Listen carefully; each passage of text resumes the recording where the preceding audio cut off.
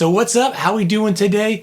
Welcome to another installment of the Signature Licks series. We're going to do another one for Jerry Garcia, Althea, and rather than just doing a few licks, I decided to do a whole solo because it's short and sweet. So let's give it a listen first, and I'm going to break down what's going on.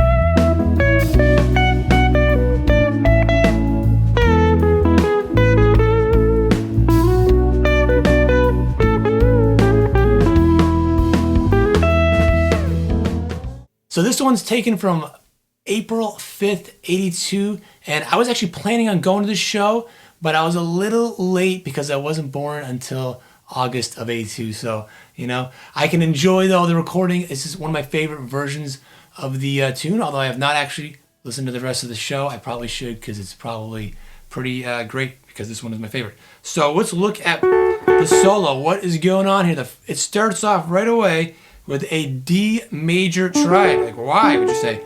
It's a B minor chord that we're starting on, right? But D and B minor are what they call relatives.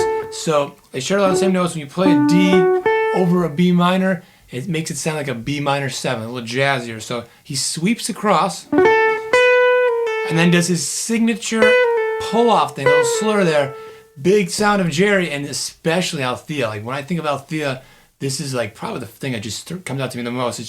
He would always be doing that kind of stuff, and we'll see. We'll do more of these as we go along. Like that, right? Goes right back up it again, and then slides up, this time to the third, the major third, C sharp of A.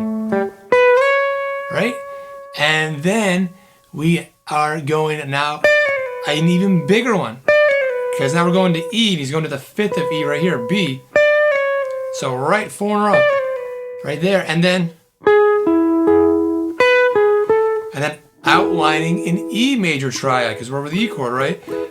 And so it's just the same as this. A lot of shapes. We're just moving them around. So now here, now up here, and then instead of just playing them, kind of lets these ring right here. These three. So instead of minor detail, but it adds a little more depth to it. And then goes down it, but then instead of going here, at the end, does a little twist and goes to up to an A, because now we're on the the A chord, and then going.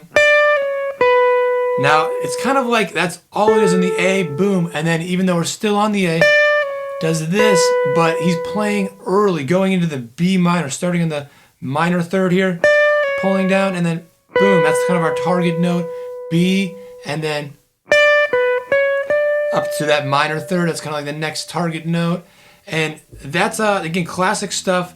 Not only of Jerry, just a lot of players, is to not always play right, when you think you're supposed to. So if you say, you're at the stage where you're learning a lot of music theory, you're trying to learn how this stuff kind of works, you're learning how scales work and when to use them, and then now the next level of thinking like more vertically about when chords happen and stuff, thinking like, oh, you gotta do this. Really, it's like, okay, those aren't rules, but you gotta just break them. You just gotta, they are rules, or whatever you want to say. And they're not always supposed to be just black and white exactly when it is. I used to be thinking like that, like, oh, I'm on a B minor chord, just play around the B minor notes for the most part, and this and that. But you want to play things early, late. It doesn't have to always match up perfectly. You don't have to be thinking about chord tones at all. But this is a lot of what he does. He's thinking about this this stuff right there before the B minor happens, though. We're still on A, and then there's A, so when it goes back to A, right, just that A part, but then before it gets to E, it's like outlining with a little bluesy edge, because hitting that minor third, going to the major third of E, but again, before E actually happens. Even hits the E right there, boom. If you listen carefully, it's right before E actually hits. And then boom, beat 1, and then this more bluesy thing. It's kind of like a answer too. It's like that's a call and response. So this is all about kind of question answers back and forth. Another reason why I decided to do a complete solo because they're nice and short, but because if you just grab random licks, even if they're great ones, they're not really complete. This solo, the song in particular, really goes together, you know. So that's a little answer there, a little bluesy thing. So that is kind of like playing this. A good way to practice something like that is, of course, practice it over and over, just that little spot. But also to play it just like it would be normally, just plain notes. You know, and really get that in your ears, and then like that with all the icing on the cake. And that, you can see it better too when it's right here. That it's just the minor, E minor kind of pentatonic, like at least when you think about when you're adding that note there, plus this one note here. And that is why I think of this as an E mixolydian. So some people think of it as B minor, and just as right, because actually B minor and E mixolydian are the same exact notes. But the reason I think of it as E minor, E mixolydian, is because the way the music goes, the way my ear hears it, it keeps stressing the E much more than B minor. Even though you may think, oh, it starts on B minor, oh, it must be B minor. It only happens for 2 beats. It's real quick, you know. It's hanging on the E much more. The whole song ends on an E, and even though it doesn't sound like it's 100% resolved, that's because it's E mixolydian. It's not like it's E major, the key. Of course, it's an E major, the chord.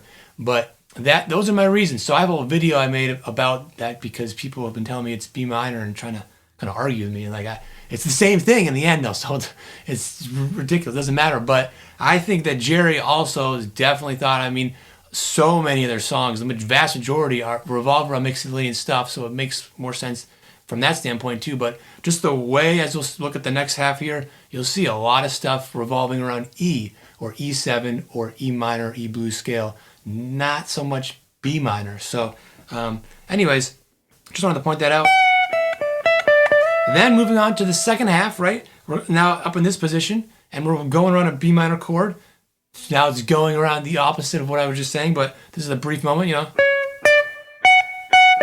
Plays a B minor triad. And then kind of repeats that little staccato idea. And then right there, it goes up to the fifth of an A, right here an E, and then now back down to E and an E bluesy thing. Actually playing the blue note, but just ever so briefly. So it's not like he's going nuts with the blues scale. It's just that one blue note pre-bend, release it down, and then we're going back to that E major triad. And then ends in an A, because we're back to the A, and then a little more space, and then quickly over the B minor chord, sliding up. This is a 6 right there. If you've seen my videos before, like I love 6. And then back down to ending on an kind of bluesy E lick again. Getting that minor third as well, so it's even more bluesy. And then ending on E, and then a little space, and then like that. I think when a performance, I went like that, but really Jerry does that. Actually, he doesn't even do this that. He kind of like he didn't execute it that well. It's like really, really quick. You barely hear it, but that's a real common way to end a phrase and a solo. I do myself all the time.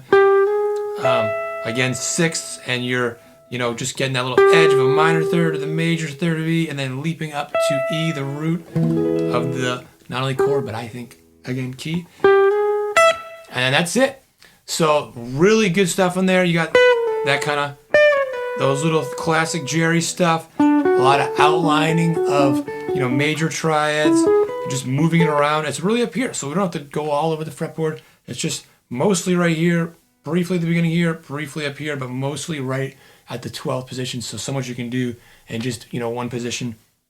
And so practice this stuff with the practice backing track. If you've got the time, check it out in the video over here. And if you want to know more about the difference between B minor, E mixolydian, and all that stuff, and really how the end it's the same, check out the other video, Althea, which key is it in? And I'll see you in the next video.